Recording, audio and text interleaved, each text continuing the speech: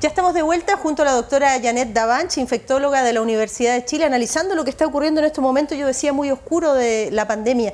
Fíjese, doctora, y usted lo decía en el bloque anterior, la verdadera gran apuesta de este virus, la jugada es sobrevivir, pasar de persona en persona. Y nosotros le estamos haciendo el mejor favor, porque seguimos saliendo a la calle, algunos sin permiso, no entendiendo la gravedad de la situación. En algunos hospitales de Chile, doctora, y usted lo sabe mejor que yo, están quedando 3 camas críticas, una cama crítica. Si hay un accidente de proporciones y llegan muchas personas heridas graves a un hospital, la pregunta es ¿dónde van a ir? ¿Cómo hacer conciencia sobre aquello? Bueno, no solamente un accidente grave, que ojalá no ocurra. Nuestro país es un país de catástrofes, de terremotos. Así es. Por lo tanto, tenemos que tener alguna capacidad de respuesta. Y lamentablemente hoy día estamos teniendo tantas y tantas y tantas enfermedades que deberíamos estar resolviendo hoy. Por ejemplo, tumores, por ejemplo, el diagnóstico precoz de tantas patologías que podemos prevenir. Así que tenemos un impacto sanitario enorme. Hoy día, efectivamente, como tú dices, estamos muy limitados de camas críticas, pero la cama crítica, quiero ser bien honesta y bien clara, una persona que llega a cama crítica es un cara y sello. Es decir, la posibilidad de morir es el 50%.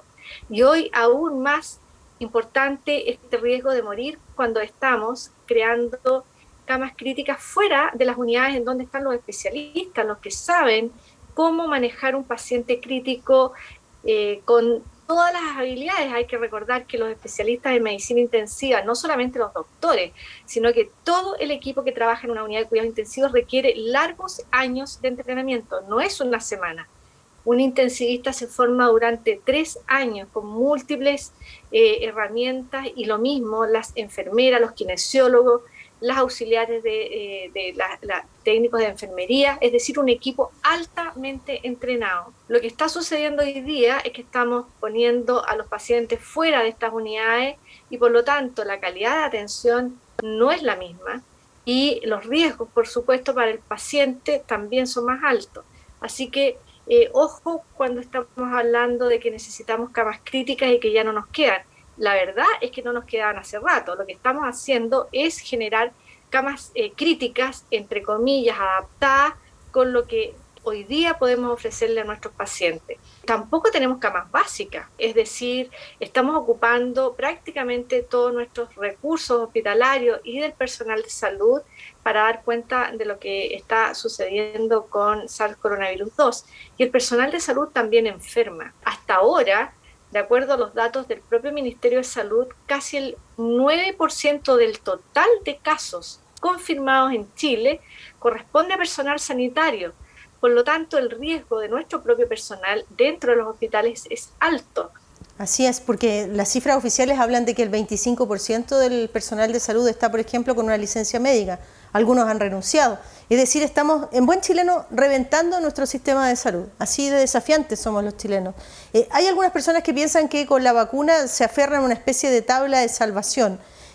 Me gustaría, doctora, usted es especialista en vacunas. Esta semana se aprobó la licencia de emergencia para CanSino, por ejemplo, con algunas objeciones como que, por ejemplo, faltan estudios todavía, algunos datos respecto de cuánta protección generan por cuánto tiempo. Los últimos estudios se hicieron en noviembre, pero ya tendríamos 3 vacunas en Chile, ¿verdad? Tenemos Pfizer, tenemos Sinovac y llegarían en los próximos semanas o meses 1.800.000 dosis de CanSino. ¿Qué podemos decir a la gente respecto de estas vacunas con estas nuevas variantes que desafían también a la ciencia a pensar, ¿será necesaria una tercera dosis, por ejemplo? CanSino tiene una, pero ¿qué pasaría con Pfizer y Sinovac? Y te sumo una cuarta, porque Chile también tiene aprobada, o se estaría aprobando AstraZeneca en nuestro país. Por lo tanto, ya tenemos varias vacunas eventualmente en carpeta con aprobación en condición de emergencia para eventualmente su uso en Chile. Pero lo que les pasó en Sudáfrica, lo que ha pasado en Europa, en Inglaterra, en que iniciaron una estrategia de vacunación bastante temprana, lo que ha pasado es lo que conversábamos recién, que en la medida de que se mantengan los contagios elevados, el virus es capaz de escapar a las defensas que inducen las vacunas. Hace unos semanas atrás una revista muy importante del mundo científico médico, que es el New England Journal of Medicine, daba cuenta de cuáles son eh, para las nuevas variantes la eficacia de las vacunas. Para la gran mayoría de las vacunas no tenemos estudios de eficacia. Para la actual vacuna de Sinovac, Coronavac, que estamos utilizando en Chile, no hay datos todavía, es decir, no sabemos cómo se comporta. Tenemos un pequeño reporte de los propios brasileños que estudiaron a 8 voluntarios que habían sido inmunizados en el protocolo de investigación que se llevó a cabo en Brasil con Coronavac. Y estos 8 voluntarios jóvenes, sanos, entre 35 y 39 años, se les estudió el suero, probando su eficacia o la inhibición que estos defensas tienen frente a la variante brasileña, la P1, y lamentablemente no fue capaz de inhibir a la variante P1, es decir, ya tenemos ahí una inquietud respecto a cómo se comporta la vacuna frente a la variante brasileña, a una de las variantes brasileñas. En Sudáfrica estaban utilizando la vacuna AstraZeneca, una vacuna que en los protocolos de investigación iniciales con las variantes anteriores a la que emergió en Sudáfrica, que se llama B1.351, o conocida variante sudafricana, lamentablemente la eficacia de la vacuna AstraZeneca disminuyó casi 6 y 8 veces, es decir, prácticamente no puede ser, digamos, llamada hoy día eficaz. Por lo tanto, en Sudáfrica estaban analizando cómo seguir la campaña de vacunación. Y lo mismo sucedió, una reducción para la vacuna de Pfizer y Moderna con esa cepa o variante sudafricana. Por lo tanto, mientras nosotros vamos llegando, pensamos que estamos llegando a la meta con una vacuna, el virus se pone más veloz y nos deja nuevamente en desventaja. Y nuevamente entonces tenemos vacunas que son efectivas, que pueden hacer su tarea, pero necesitamos reducir los contagios para evitar que cada vez que nos contagie el virus se multiplique, cree una nueva familia y esa nueva familia deje entonces a una vacuna que ya está lista para ser usada, que era eficiente para las familias previas del virus, y ahora cuando ya la tenemos en campaña, ya la tenemos disponible, quedamos nuevamente en una situación desmejorada y sin la protección que nos podría brindar la vacuna. Por eso es tan importante el reducir los contagios. Una última reflexión le pido, doctora Davanch, porque hace algunos días en el Reino Unido destacaban a Chile e Israel por sus rápidos procesos de vacunación, pero hay una gran diferencia entre ambas situaciones. Israel, además de vacunar a mucha gente, logró reducir los contagios y las hospitalizaciones. Chile logra vacunar rápidamente, pero estamos hablando de un nuevo doloroso pic. Más contagios, más gente teniendo a los hospitales al límite. ¿Dónde está la clave para dar vuelta a esta situación? Y se lo pido como una última reflexión a la gente que nos está viendo desde Arica, Magallanes. Les quiero decir claramente que las medidas de autocuidado sí son efectivas y demuestran reducir los contagios cuando nos obligan a tomar estas medidas de autocuidado, ya sea con cuarentena y con medidas o con pasión estrecha de que nos controlen que estamos cumpliendo con las medidas. Un ejemplo simple que yo te puedo compartir es que el personal de salud está trabajando hoy día viendo a los enfermos, es decir, estamos cara a cara con el virus y estamos tomando todas las medidas de precaución de tal forma de reducir la infección, si no todo el personal de salud enfermaría. Por lo tanto, las medidas de precaución y las medidas de autocuidado sí funcionan. Las diferencias probablemente entre Chile y Israel. Israel tiene una población de alrededor de 8.800.000 personas.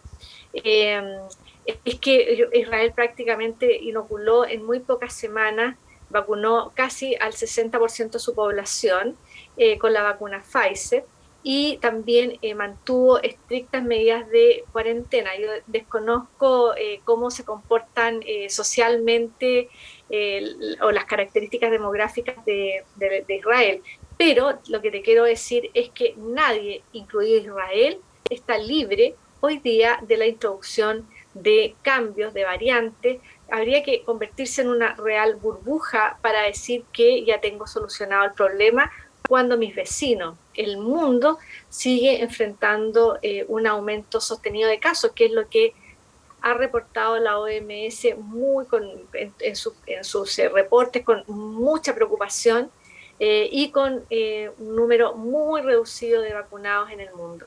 Y con la presencia de estas variantes que sinceramente creo que el virus tomó nuevamente un segundo aire y nos está dejando nuevamente atrás en las medidas que estamos tomando. ¿Cuánto nos queda de esta dura batalla todavía, doctora, a su juicio, de cifras dolorosas? No lo sé. Yo espero. Mira, de verdad, todos los días deseo profundamente equivocarme. Yo espero podamos tener un respiro, pero para ese respiro necesitamos todos juntos como comunidad, sin ninguna diferencia. Los que podamos colaborar con aquellos que tienen dificultades económicas, lo hagamos generosamente. La vida no tiene precio, por lo tanto yo estoy dispuesta a tener un país más pobre o a un mundo más pobre si logramos salvar más vidas durante esta epidemia. Muchas de las personas que lamentablemente no pueden cumplir las medidas de precaución o las medidas de autocuidado es justamente porque tienen la necesidad de básicas como comer, por ejemplo, porque no tienen los recursos necesarios como para cubrir esa necesidad básica. Así que yo pienso que todavía nos queda mucho por recorrer, pero creo que también como comunidad podríamos, ojalá, responder de forma global. Necesitamos una respuesta global del mundo frente a este virus. Doctora Janet Davanch, infectóloga de la Universidad de Chile, le doy las gracias por conversar con las regiones de nuestro país. Un abrazo para usted. Gracias a ustedes. Y a ustedes también, muchísimas gracias por acompañarnos. Hasta pronto. Arcatel, Asociación Regional de Canales de Televisión de Señal Abierta de Chile, presentó Portavoz Noticias Accesible.